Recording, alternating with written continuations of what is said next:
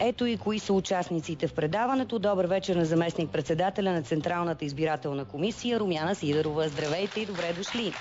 На Владимир Христов, член на ЦИК. Здравейте, добре дошли и на вас. И на Паскал Бояджийски, също член на избирателната комисия. Добре дошли.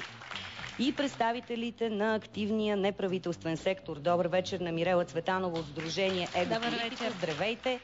На Ваня Георгиева от Сдружение Корективи. Здравейте, добре дошли и на вас. И на Антоанета Цонева от Института за развитие на публичната среда, с която не един и два вота сме коментирали тук в студиото. Сега е време да започнем разговора.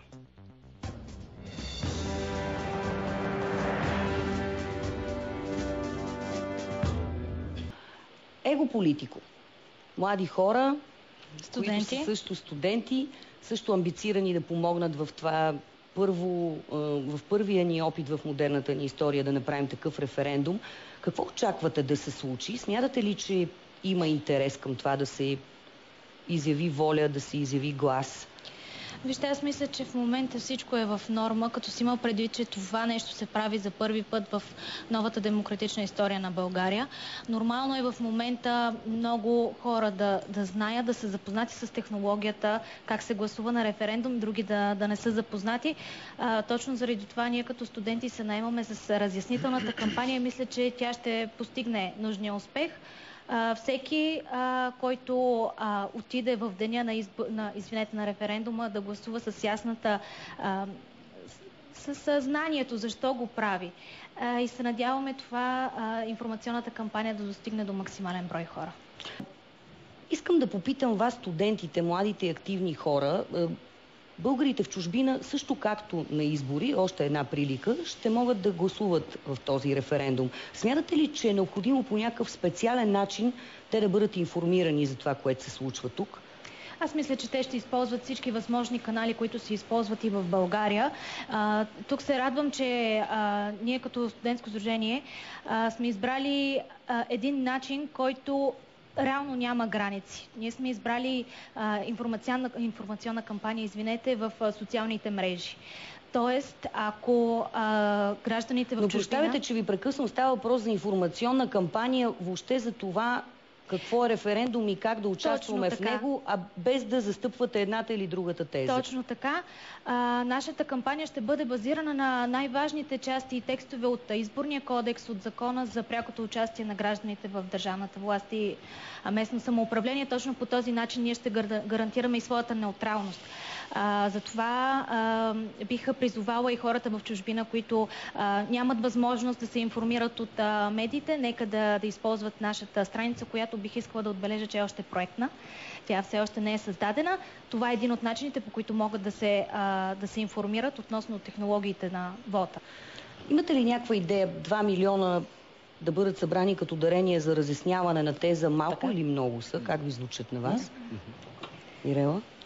Аз бих коментирала въпроса за това дали в момента, в период на криза, всъщност да се върна на предишното питане, дали в период на криза България трябва да състави, да произведе референдум. Бих отговорила поразсъждава по този въпрос като студент по политология. В време на криза на демокрацията, никой не може да го отрече това, си мисля, че е подходящо да проведем такъв референдум, за да може малко или много гражданското общество, гражданската позиция да бъде чута. Относно това 2 милиона, дали са достатъчно? Много или малко? Мисля, че ще са достатъчно. Не мога да коментирам. Въпрос на зрители, госпожо Сидерова и Мирела Цветанова. Можем ли да избегнем, трябва ли да се притесняваме от изборна търговия по време на референдума? Ще има ли такива опити? Как мислите?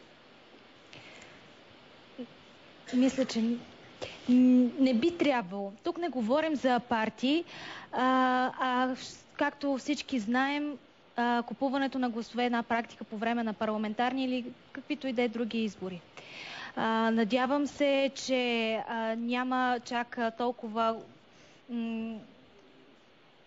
голяма, извинете за думата, драма от изхода на референдума. Доста драматични референдуми да сме правили на енергийна тема. Мисля, че до злоупотреби не очаквате да се стигне. Въпреки това, Мирела, има го и обстоятелството, че кампанията започва на 27-ми и все пак старта нейния съвпада с пика на празниците. Готови ли са студентите да си зарежат купоните, за да ходят да се занимават с различни активности, свързани с този референдум? Смятате ли, че това по някакъв начин ще изяде от времето на кампанията? Да, препятствие е това, че идват празници, за студентите идва и сесия, трябва да подготвят вземането на своите изпити. Точно заради това, отново казвам, ние сме избрали именно информационна кампания в социалните мрежи. Както знаете, младежите, студенти, млади хора прекарват по-голямата част от времето си, било то информирайки се, учейки се в социалните мрежи. Аз мисля, че точно това ще ни помогне за една успешна информационна кампания, която няма да противоречи нито на забавлението им, нито на подготовката им, нито на начина да се информират. Но ако ние съберем минутите на всички форми, които са абсолютно безплатни и дават равен старт на двете тези в нашите студия, те многократно ще надвишат тези, които са за така наречените диспути, които са част от закона. Така че аз мисля, че ние ще дадем достатъчно голяма възможност на участниците в кампанията да развият тезите си. Въпросът е обаче, Мирела, ще успеем ли ние да се почувстваме наистина добре подготвени, за да отидем и да имаме самочувствието, че сме разбрали за какво гласуваме? Това вече до голяма степен зависи и от инициативните комитети, които разясняват защо трябва да се гласува за и защо трябва да се гласува против. До такава степен... Поставяте ли си за цел не знам, да кажете по някакъв начин с по-силен глас неправителствените организации, студентите, активните хора, какво е важно да се говори? Да има някакъв вид, не знам, граждански контрол и в това. Антоанета Цонева каза вече по време на самия изборен процес, това е ясно, но за да не се изкривява кампанията, да не се превърне в вид рекламна кампания. Ресурсите, с които ние разполагаме, са достатъчни да им покажем защо е важно да има референдум и допитване до народа. Защо, какви са самите механизми за участие на хората, на гражданите в вземането на политически решения. В крайна сметка това е и темата на предаването. Надявам се тези послания достигнат до максимално голям брой граждани, които сами да си дадат сметка защо е важно да се участва, защо е важно да сме политически ангажирани и политически заинтересовани. А вече ще оставя въпроса за това доколко ще са информирани за двете тези на инициативните комитети. Мирела, тук има въпрос на наш зрител, който смята, че хората, които са в по-възрастни хора, по-малки населени места, аз по никакъв начин не искам да деля хората, защото в нашата извадка има и такива хора и винаги така се усеща какво е мнението на обществото. На тези хора, според наши зрители, ще бъде много трудно да гласуват и да се ориентират.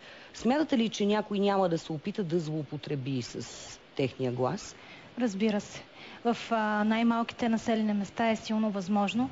Аз в тази връзка... Там сигурно няма и толкова интернет, социалните мрежи трудно ще достигнат, да кажем, до тези райони. Точно така. Аз искам да обърна внимание тук на същността на нашето сдружение Егополитико. Студентско сдружение, което не разполага... Имаме широка мрежа от контакти, от познанства с други неправителствени организации, но самия капацитет на организацията не позволява по-широко разпространение на информацията. Тоест, както гласи българската... поговорка, всеки се разпростира според чергата си. Ние в тази връзка сме избрали кампания, която да е в съответствие с нашите възможности, а именно поддържането на такава страница. Мирела. Аз бих излязла малко от рамките и темата за референдума. Нека младите хора, апелирам тях, да се интересуват, да четат повече, да са наясно със своите права. Благодаря.